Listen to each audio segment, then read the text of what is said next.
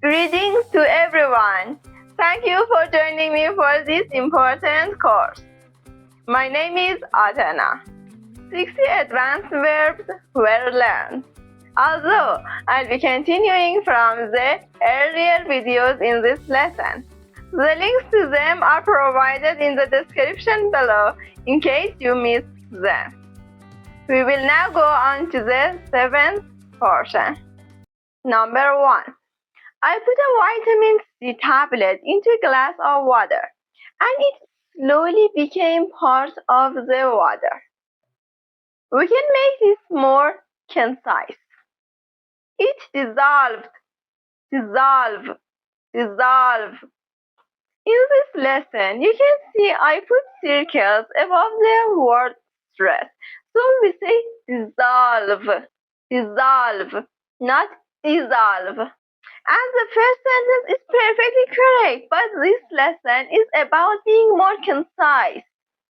And you can use some advanced vocabulary when something dissolves in water or another liquid. It slowly breaks down and becomes part of that liquid. You can't see it anymore. We're normally thinking about powders or medicine. Add 1 teaspoon of milk powder to 1 cup of water and stir it so it dissolves. This pill was designed to dissolve slowly in the stomach to release the medication over a few hours. Number 2. Let's look at this apple. The apple is getting older. We cannot eat it anymore. The apple is rotting. Rot. When something rots, we're thinking about a natural thing like fruits or vegetables. Meat can rot. Wood, your teeth. Too much sugar can rot your teeth. And many of you may be more familiar with the adjective rotten. Have you ever smelled rotten eggs? They smell like death. Number 3. Let's go back to this apple.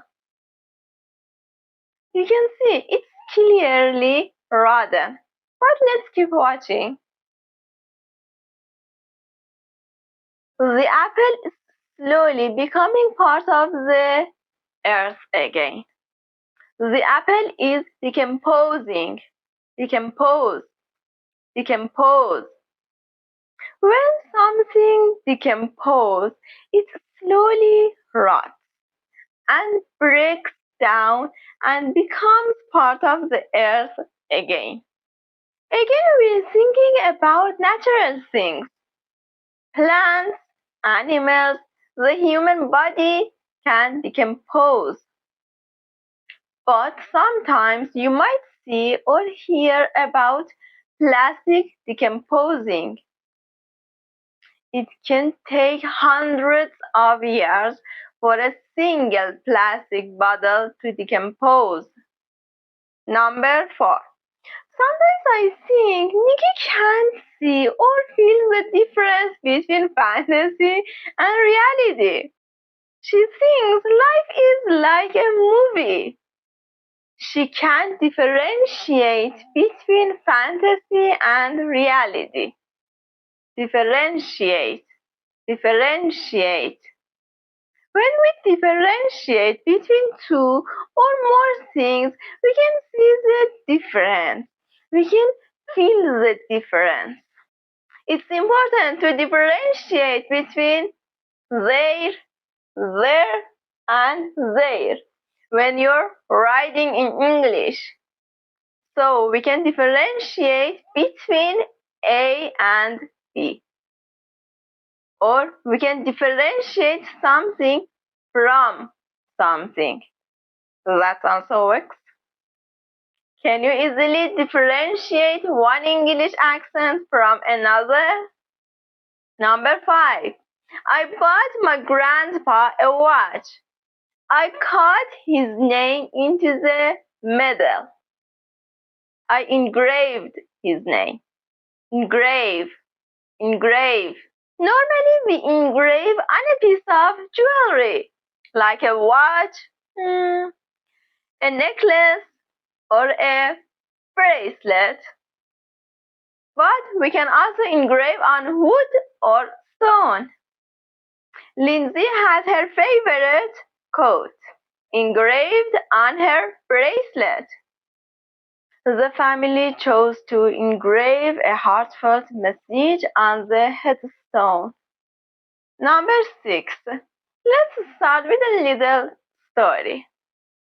David and Atena met online and they've been chatting together for months. David wants to visit Atena for the first time and asks her to send him $500 for a plane ticket. She sends him the money and never hears from him again. David is a dishonest person who stole money from Atena. David scammed Atena. Scam. When someone scams you, you think you are buying a product. You think you're buying a service. You think you're buying an opportunity. But they're all fake. You lose your money. The telemarketer tried to scam elderly people by pretending to be from a charity organization. Unfortunately, a lot of elderly people do get scammed. I was scammed out of $500 because I thought I was buying a new iPhone. So stupid. I lost my money. So, scam is a common verb, but scam is also the noun. Be careful of online scams. Have you ever been scammed? Number 7. Oops, I accidentally thought Gracie was her twin sister. I mistook Gracie for her twin sister. Mistake. Notice how this verb is irregular. Mistake, mistook, mistaken. Before we move on, I want to look at the noun for just a second.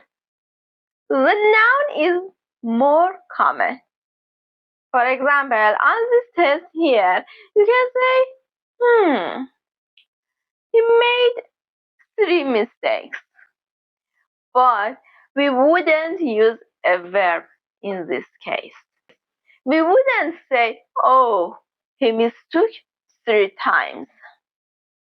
So, how do we use the verb? Well, when we use the verb, we think something is this, but it's actually that. There is a bit of confusion. Like in my first example, oops, I mistook Gracie for her twin sister. It's easy to mistake Ben's kindness for weakness, but he's actually a very competitive person. Hi, Sarah. I'm so sorry. I mistook you for someone else. Have you ever done that?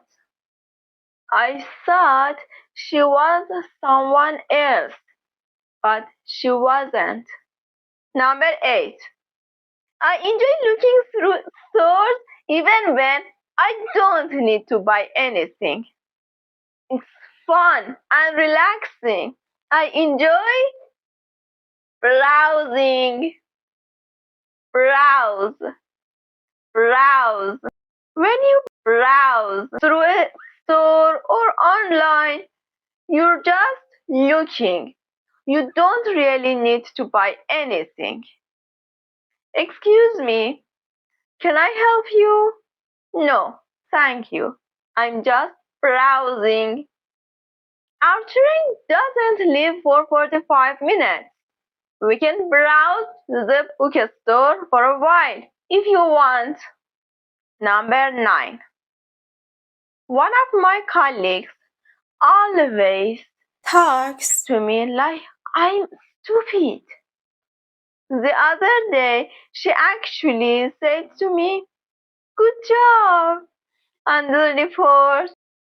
I love how hard you work on such simple things. You should be really proud of yourself." She always patronizes me. Patronize, patronize. When someone patronizes someone, they speak to this person as if they're stupid or inferior.